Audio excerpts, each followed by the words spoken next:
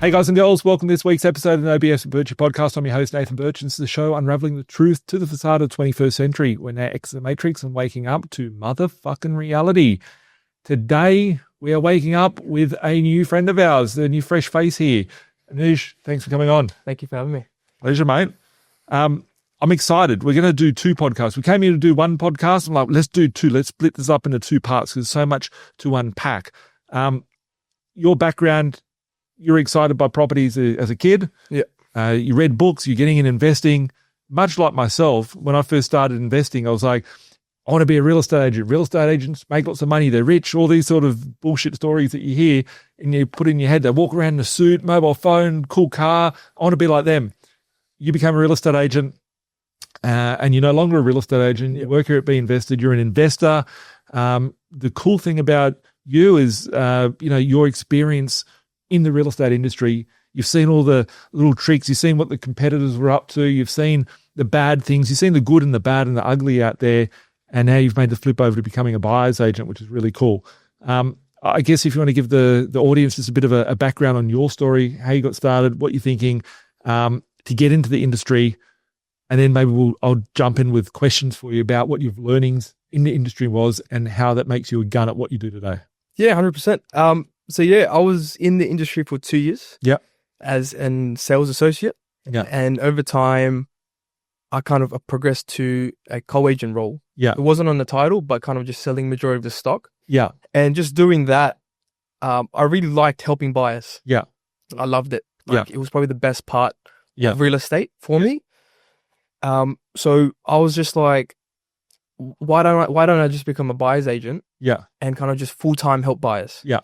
And over time, I was able to purchase some investment properties as well. Yep. And I'm always been interested in the whole property market. Yeah. And especially property investing. It's like one of my passions. Yeah.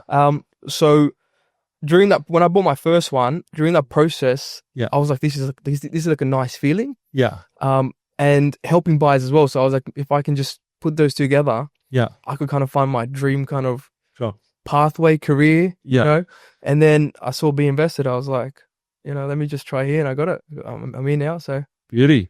And when you got into real estate, did you know that there was a thing called a buyer's agent beforehand, or because it's pretty new out there? Yeah, yes and no. Yeah. So we have dealt with, like, when I was in real estate, we did deal with buyer's agents. Yeah. But they weren't like us. Yeah. Like, they were more those agents that used to go physically to the property and help people buy more kind of primary residences. Yeah. Which I found, which I've kind of dealt with, like, but it was very rare. Yeah, yeah. Maybe like 2-3 times in the 2 years work, maybe I dealt with like a buyer's agent. Yeah. But I didn't realize there was actually like whole industry for whole industry of it. Yeah. Until I started looking deeper into that industry, and when I came across B.Invested. Yeah. And then I realized it's a whole different industry. Yeah. And so. Cool. And so I guess, so you're an investor, you've got properties, you do the same thing as our investors are doing every day of the week. You've worked in real estate, in sales. Coming to buyer's agency, like, we're very different than, your mum and dad that would buy a house. Because what was the average price of a property that you would sell in real estate? On average. 1.5, 1.6. Yeah. What rent would they get? 600. Yeah. Did anyone ever buy properties as an investment in the area? Surprisingly, they did. Wow. But I did the calculations, heavily negative geared. Yeah. However, they did. Yeah. They did. Crazy. Yeah. Yeah. Crazy. I remember someone bought a $3 million house in the area. Yeah. And like a week later, I saw on the market for rent, and I was like, "Wow, what rent? How much?" I think it was like 1.3, 1.4. 1,300. 1,300. Yeah. 1,300. Yeah. Crazy. Yeah. Crazy. Yeah. So now that you've seen what we do, what would $1.5 million get you? A couple of blocks of units. A couple of blocks of unit, multiple properties. Yeah. It's good. Cool. And I guess, what are some of the things that turned you off being a real estate agent? Because I know that we've had discussions offline just about, you saw like the shit that competitors would do, how buyers were treated out in the market. what are some of those things that you didn't like seeing as a real estate agent? It was that whole stigma, Yeah. of real estate agents. Yeah. And like the competitors used to like burn buyers, and just seeing how they got treated. Yeah. It didn't match my principle and what I kind of stood for. Yeah. Because I genuinely like the industry, but when buyers used to come to us because they were dealt so harshly in the marketplace, they just had a shitty response to us, and me, and but I was just I genuinely liked helping it. Yeah. So I was just like, let me just go in the other side and do what and you actually love. Do what I love. Yeah. And so cool. And what were some of the things like, because we see on the news out there, like, agents underquoting, and they sell properties, they put a price up for 800 grand and it sells for $1.3 million, or an agent that heavies an owner to sell their property cheaper because they've got vested interest or whatever.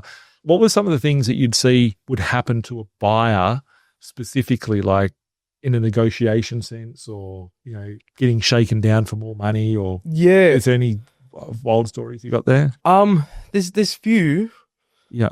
I've seen many like buyers who come to us or came to me when I used to work in the industry. Yeah. And it was like they were forced to bid at an auction. Yeah, okay.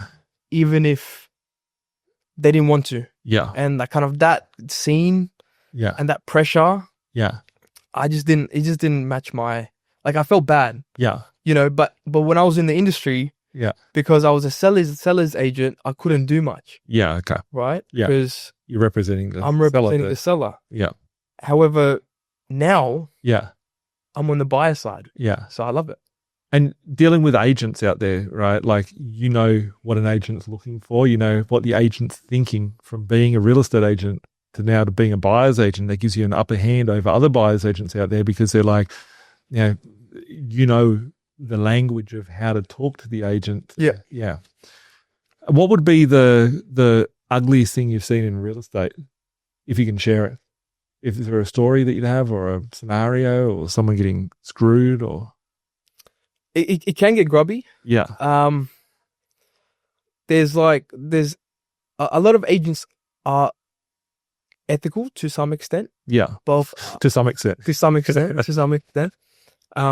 However, there's few that aren't. Yeah. In the marketplace, and they kind of put the stigma on everyone else. Yeah. So I guess, like, I'm constantly putting offers out there. I've always got like 500 offers roughly out there on the table on deals. And, out of 500, I might get 20 that get accepted. And I just keep putting new offers out there. I've dealt with so many agents over the last 2 decades. And I've seen some are like, they will just want to get every cent for the owner. There's some agents like that. Then you've got some that are just fucking lazy as fuck, and they don't care. They just want to get a deal done. They're commission breath. They don't care, 50 grand, who cares, Then you've got some that are like good on both sides. There's some in the middle, and some that are just complete sharks out there. You got to watch if you shake their hand, if they're going to slide your wallet off and your ring off your hand and whatever. So your wallet, your watch, they'll try and roll you. So it's finding those agents and knowing the caliber of who you're dealing with and the character of who you're dealing with, and then what is their motivation of being a real estate agent? They just want to get home on a Saturday and have a deal done. They're the agents. The agents I love the most are the ones that are like, either they're a bit dumb and they're just like, oh yeah, it should be right. They haven't done their research enough. The agent that wants to get the highest price for the seller, I don't want to deal with them. But if I sell something, I want to deal with them, but not to buy from.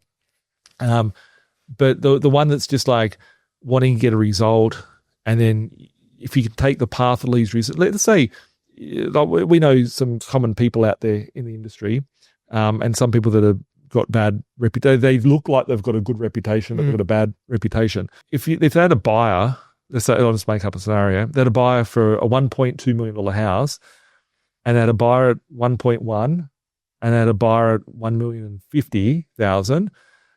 But the buyer came in for the 1.1, and they want to do like checks and bring their fucking uncle, their auntie, their mum, dad, whoever into the property. And then someone comes in and says, hey, we're going to buy it cash. This is what we're going to do. Done. Send me the contract. Which offer do you think the real estate agent would prefer to take? Yeah, honestly, if they were a shit agent, like they were not a good, if they're not a good agent, the quick sale, the quick sale, the quicker sale, they'll take a lower price, just to get their own vested 100%. interest, 100%. That's the agent I like to find, right? I can shake them down, and working as a buyer's agent, that's what we do is we find those deals that are below market. To do that, you've talked a lot offline to me about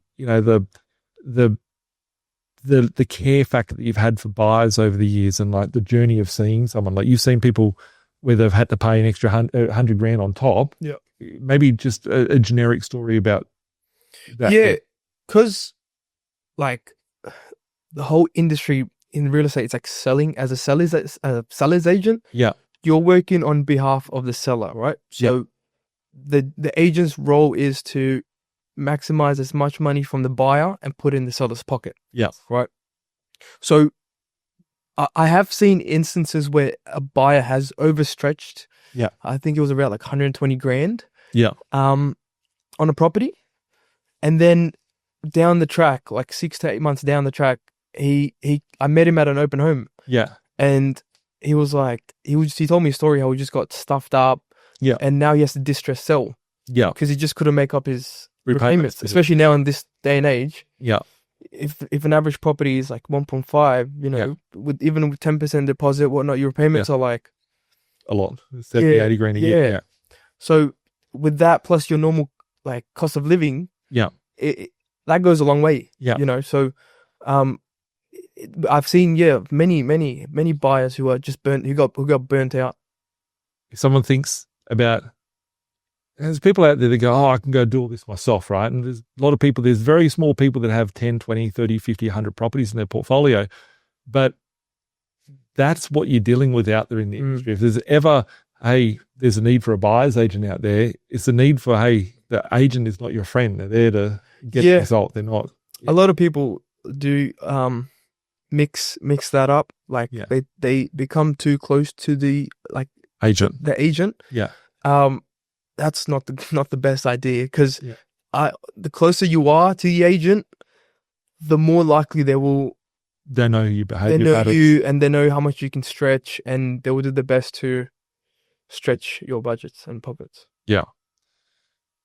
Getting below market value. Like sometimes people say to me, Birchy, what do you mean you can get it below market? Why would someone sell a property below market value? Right?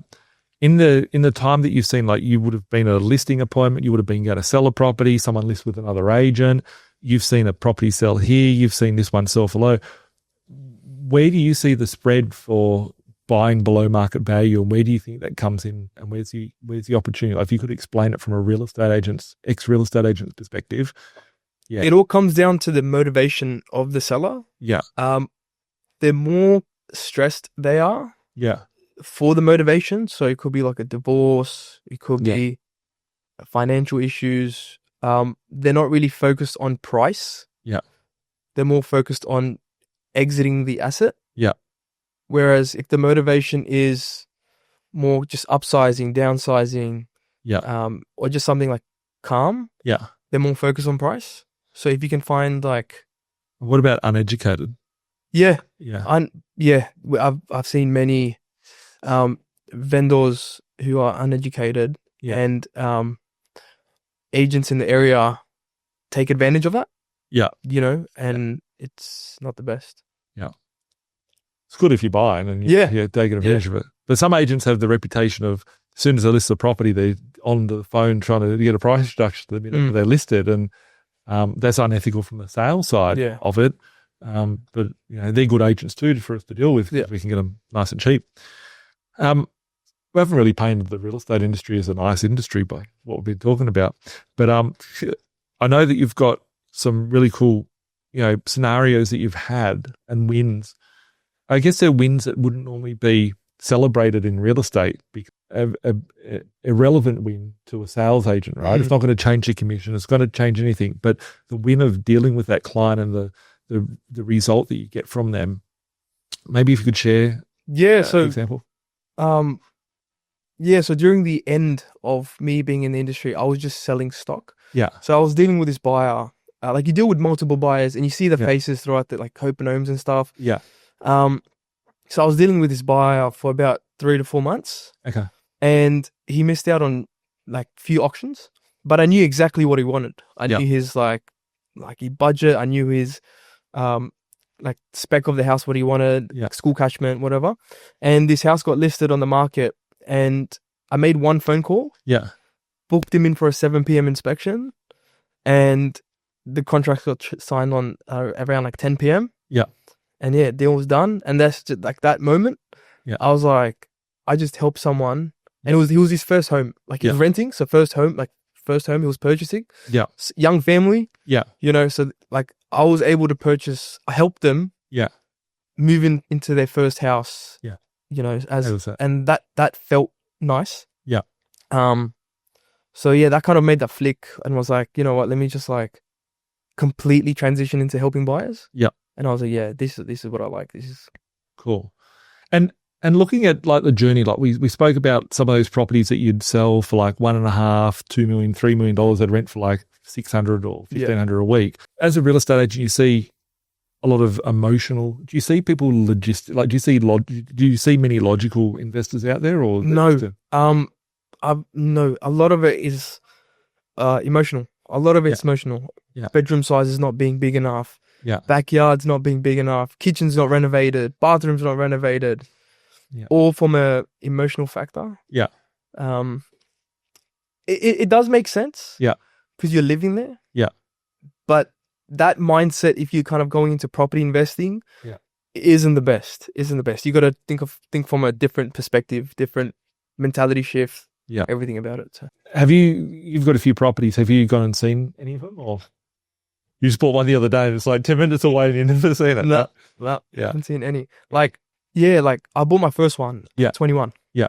And like I remember I went to Guzman. Yeah. The night it got settled. Yeah. And I was like, I finally own one. Yeah. And I ate a burrito. Yeah. Didn't feel anything. Yeah. There was no emotions attached. Yeah. No confetti dropped from the ceiling. Yeah. And like I still have no emotions attached to that property, right? Yeah. If down the track there's a good offer on the table, or it goes up, whatever it is, I will still have I wouldn't have any emotions to just let it off. Yeah. To move on and scale. Yeah. And I feel like that's the mentality you should take to property investing. You've been in front of house here at B.Invested for this year. What are some of the things that you see? Like you've got those buyers and the sellers that working in real estate that are like, oh, fucking here's the real estate agent bastard coming, right? What is the difference between the people we help and the journey? Like, what would you say would be? Oh, it's way better. Yeah. Way better. Like, I feel like I'm helping them. Yeah. Like, and I feel like they feel like they're getting help. Yeah. Like, you know, so it's like a very positive transaction, a very positive kind of interaction. Yeah. Yeah. So what would be the three wildest? This one's I'm just peppering. We've got a piece of paper. There's nothing on it. I'm peppering with the questions. What would be the three most interesting things you experienced? Like, would it be like the deals, the prices, the properties we get? Would it be like someone that's come to you and you've seen them at the start of this year with nothing, and then they've got like 5 of that? Like, what would be some of the things that'd be? One is because I came from a industry where the price points I was selling was kind of in the millions. Yeah. The price points here definitely kind of changed my perspective on how like the properties out there. Yeah. As well as how you can really scale your portfolio at a given time. You know, I thought it could take years to scale your portfolio, but I've seen clients here who were able to do that within a couple of months or even a year, like just to a next level. Like I've never seen that many numbers. When you were a real estate agent, did you ever talk to the people about, how much do you earn? Like you go and meet a client that's going to buy a house, you ask them how much do you earn. Would you ever ask someone how much do you earn? Nah, because I feel like they wouldn't even tell me. I think you're a fucking sleazy real estate agent. Yeah, like that's the thing, because I genuinely wanted to help them. Yeah. right? I came across as, I want to help this person. Yeah. But because they just got burnt out by other agents in the market. Yeah. When they used to come to me, they just used to be shitty. Yeah. And they didn't trust me. They didn't, you know what I mean? And I was like, I'm genuine. I want to help you. Like, yeah. I'm passionate about this. Yeah. And I want to help you find your, dream house or next home, whatever it is. So, yeah. But yeah. And then when you speak to the clients that we deal with, how many people give you, what percentage of people would go, oh, this is how much I earn, this is how much I got in my bank? Yeah. What percentage wise? Like everyone or like 95%? High amount. Like, because I feel like they feel like I'm part of their team. Yeah. I'm pushing them. Yeah. We're all helping each other move up. Yeah. So that's what I love. Yeah. And that's the feeling I get here. Yeah. Where they actually see, they can feel my passion to help. So yeah. And I see that because I don't know, like when I look at it, people go, I can just go do it by myself. There's so many elements to the journey of building a 10, 20, 30 property portfolio. The agent doesn't give a fuck. No, like, yeah. Would any of your colleagues or competitors have ever asked a client, oh, what's your budget? How much deposit do you have? What's the end goal? Has anyone ever asked a client? You probably asked them, but when you've got an open home with that, what's your goal for buying this property? No. Agent don't give a fuck. It was just like, are you interested? Yes, come to auction. Yeah. And just, but push you up. Yeah. Yeah. But here it's more like a different perspective. It's like, what's your goal? That, like, and then we can kind of help you get there. And we have.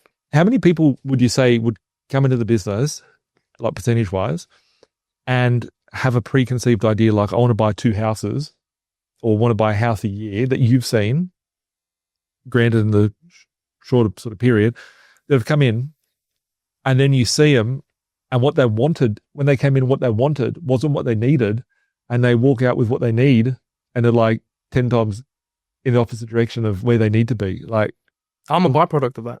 Okay. Right. So when I came in, yeah, I had a complete different kind of perspective on property investing, yeah, how long it can take. Yeah. What, like other factors, and then seeing other investors achieve X amount of, their goal. Yeah. And the mindset shifts and perspectives and the environment, that changed my whole perspective as well. And it's about what you need, not what you want. Yeah. And I look at a portfolio now as like a puzzle piece. So like as a puzzle. Yeah. So to achieve the next one, it should fit in like as a puzzle piece. So it's like moving, but I never thought like that. Yeah. But, yeah. I think the first thing I ask people on every call when I do the map session is like, what do we want to achieve? Where are we at?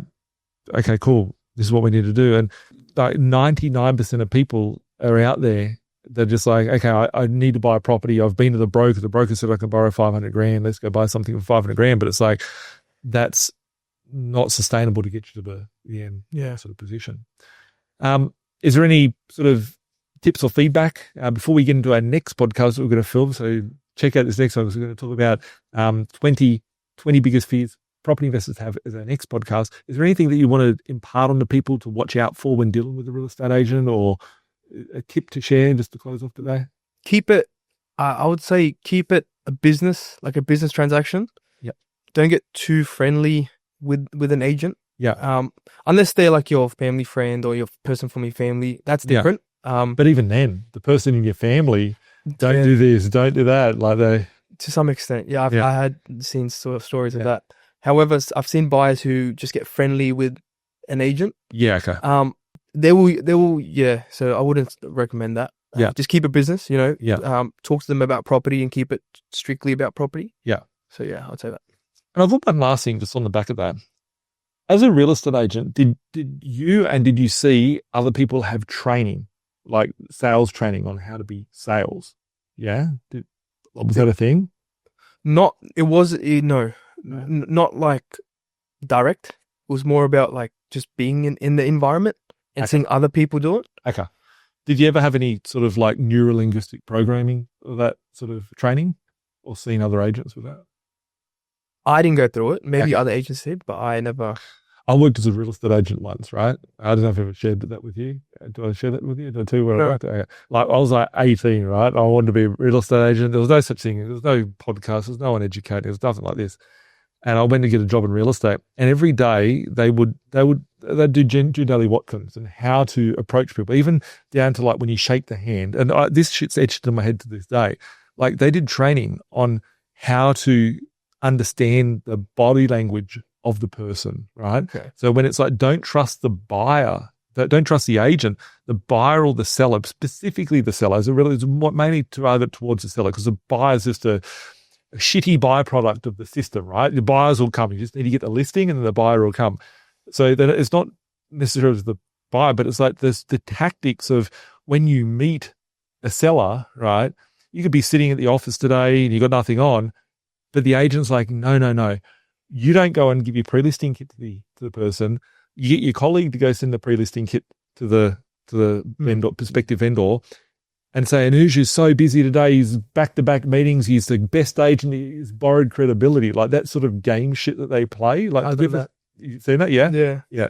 It's like buyer's agent neuro-linguistic programming, like fucking, there's no handbook, but there's trainers that specifically go for NLP for real estate agents. And I'd seen it, and they would critique how you sit and how you shake the hand and how you do that. I'm like, fuck, man, I hated it. Like I was in real estate. I absolutely hated my experience of being real estate. I was in real estate for a couple of years, and it was like the shittiest job. That's what motivated me to want to be able to retire, because I was like, I can't do this for 40 years of my life and I don't know what to do other than being a real estate agent. So, it was just interesting to see, because some offices, like I've seen it out there a lot, they do this training, which is like just how to, position yourself to, it's just play the game. Yeah. Right? So it's a big minefield out there. And I think the importance of what we do as a buyer's agent is most people are running to their real estate agent. And it's a big concept to get over, because people are like, I've got to pay you for a fee to do a deal.